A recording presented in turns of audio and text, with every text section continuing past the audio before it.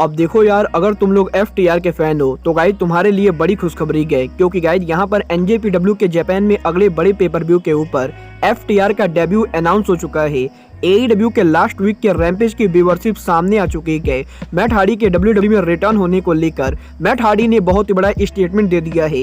AEW के UK में अगले साल होने वाले पेपर व्यू को लेकर टोनी खान की तरफ से काफी बड़ी अपडेट आ चुकी है।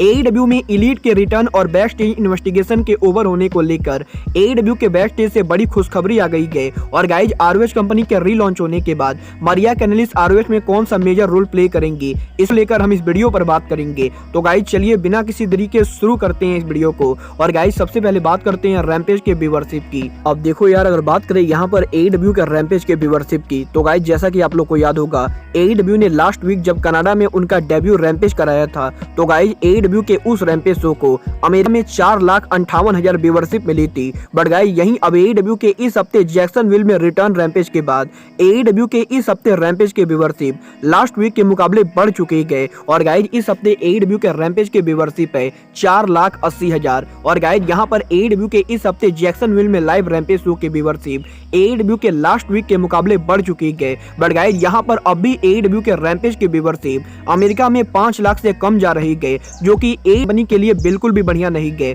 बट गाइस चलिए अब आगे बढ़ते हैं और बात करते हैं AEW के UK में अपकमिंग पेपर व्यू की। वेल गाइस जैसा कि मैंने आप लोगों को ऑलरेडी काफी बार बताया है, AEW कंपनी UK में क्रावन कॉटेज में उनका पेपर व्यू करने वाली है। और गाइस AEW के बहुत सारे रेसलर्स और ऑफिशियल्स ने इस चीज को कंफर्म किया है कि AEW का UK में पहला डेब्यू शो AEW और कहीं नहीं बल्कि टोनी खान के क्रावन कॉटेज में करेगी। और गाइस यहीं इस टोनी खान के लेटेस्ट इंटरव्यू के अंदर टोनी खान ने क्रावन कॉटेज में AEW के शो के प्लान्स को लेकर बात की गई, जहां पर टोनी खान ने इस चीज को एक बार फिर से कंफर्म किया है कि टोनी खान क्रावन कॉटेज में AEW का गारंटेड शो करने वाले गए। और गाइस यहां पर करंटली क्रावन कॉटेज के ओनर से लेके टोनी खान काफी सीरियस डिसीजन कर रहे गए। और गाइस क्रावन कॉटेज के अंदर AEW का शो कब और कैसे कराना है, इस चीज को लेकर टोनी खान तगड़ी तैयारी कर रहे गए। और गाइस यहाँ पर टोनी खान ने इस चीज को कंफर्म किया है कि AEW कंपनी अगले समर के अंदर क्रावन कॉटेज में उनका अब तक का बिगेस्ट पेपर व्यू करेगी। और गाइस पॉसिबली AEW के इस पेपर व्यू के ऊपर 20,000 से 25,000 की अटेंडेंस होने वाली है।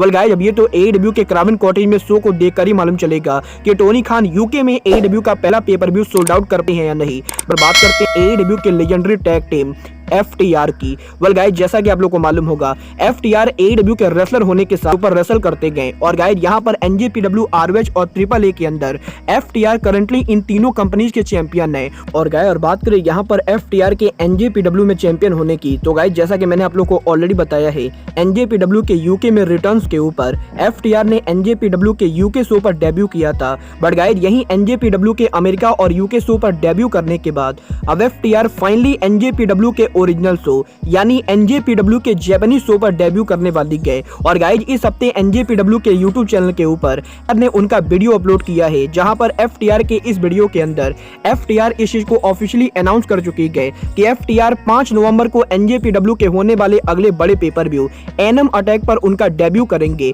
और गाइज 5 नवंबर को NJ अटैक पेपर व्यू के ऊपर FTR पहली बार जापान में NJPW के पेपर व्यू पर कम्पीट करेंगे। वेल गाइज देखना बहुत ही दिलचस्प होगा कि NJPW एनम अटैक पर FTR किसको फेस करते गए। बट गाइस जहां तक बात रही NJPW के एनम अटैक की, तो गाइस जैसा कि आप लोग को मालूम होगा, WWE सुपरस्टार कार्ल एंडरसन भी NJPW के नेबरहुड चैंपियन है। और गाइस NJPW के ओरिजिनल प्लान के हिसाब से कार्ल एंडरसन इस पेपर व्यू पर उनके टाइटल को डिफेंड करने वाले थे। बट गाइस यहां पर WWE वालों की चूतियापंती की वजह से कार्ल एंडरसन अब उनके टाइटल को डिफेंड नहीं करेंगे। बट गाइस यहां पर टोनी खान क्योंकि AEW और NJPW को एक साथ लेकर चल रहे गए, तो गाइस इसीलिए कार्ल एंडरसन तो इस पेपर व्यू पाएंगे। बट गाइस FTR इस पेपर व्यू पर काम करने वाले गए। और गाइस इसीलिए AEW के फैन हो तो आप लोग AEW को WWE से बेटर बोल सकते हो। बट गाइस चलिए अब आगे बढ़ते हैं और बात करते हैं टोनी खान के secondary wrestling promotion ROH wrestling की।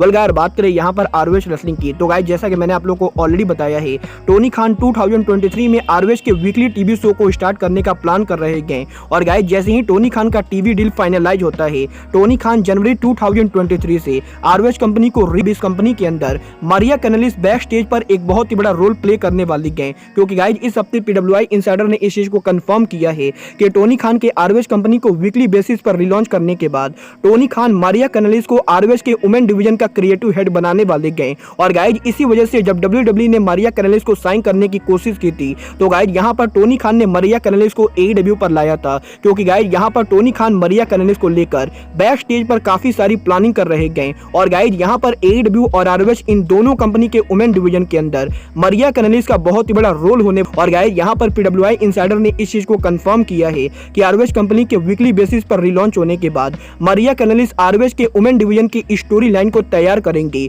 और गाइज यहाँ पर बेसिकली आरओएच के वुमेन डिवीजन के अंदर मारिया कैनेलिस आरओएच के वुमेन डिवीजन को कंट्रोल करने वाली गए। वेल गाइज देखना बहुत ही मारिया कैनेलिस आरओएच के वुमेन डिवीजन के अंदर क्या कमाल करती गए। बट गाइज चलिए अब आगे बढ़ते हैं और बात करते हैं AEW सुपरस्टार मैट हार्डी की।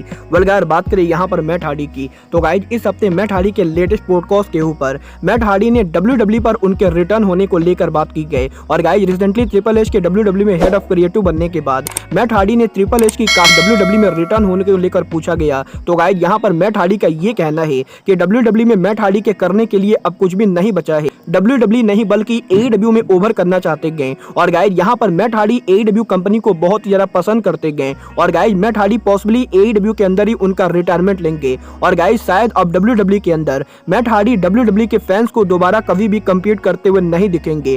वेल गाइज यहाँ पर मैं मैट हार्डी के डिसीजन से पूरी तरह से एग्री करता हूँ, क्योंकि गाइज यहाँ पर मुझे भी नहीं लगता है कि WWE में अब मैट हार्डी के लिए कुछ भी बचा है। बट गाइज चलिए अब आगे बढ़ते हैं और बात करते हैं AEW के EVPs दी एलीट की। वल्गार बात करें यहाँ पर दी एलीट की तो गाइस जैसा कि आप लोग को मालूम है AEW ऑल आउट पर हुए ब्रॉल के पिछले 2 महीनों से AEW के अंदर बैक स्टेज इन्वेस्टिगेशन चल रही गई। और गाइस यहाँ पर AEW के लीगल टीम के द्वारा AEW के बैक स्टेज पर CM पंक और एलीट के बीच में जो कुछ भी हुआ था उस पूरे मामले को लेकर इन्वेस्टिगेशन चल रही गई। और गाइस अब करीबन 2 महीनों तक इन्वेस्टिगेशन चलने के बाद फाइनली ये इन्वेस्टिगेशन लगभग खत्म हो चुके गए, क्योंकि गाइस इस हफ्ते रेसलिंग ऑब्जर्वर डेव मेल्जर ने इस चीज को कंफर्म किया है कि AEW से एस स्टील के फायर्ड होने के बाद अब AEW का बैक स्टेज इन्वेस्टिगेशन लगभग पूरा हो चुका है। और गाइस यहाँ पर AEW कंपनी के अंदर टोनी खान और AEW के रेसलर्स ने ये डिसाइड किया है कि एस स्टील को कंपनी से रिलीज किया जाएगा। तो गाइस वहीं CM पंक उनके कॉन्ट्रैक्ट को बाई आउट करेंगे और गाइस पॉसिबली बहुत ही जल्द AEW के अंदर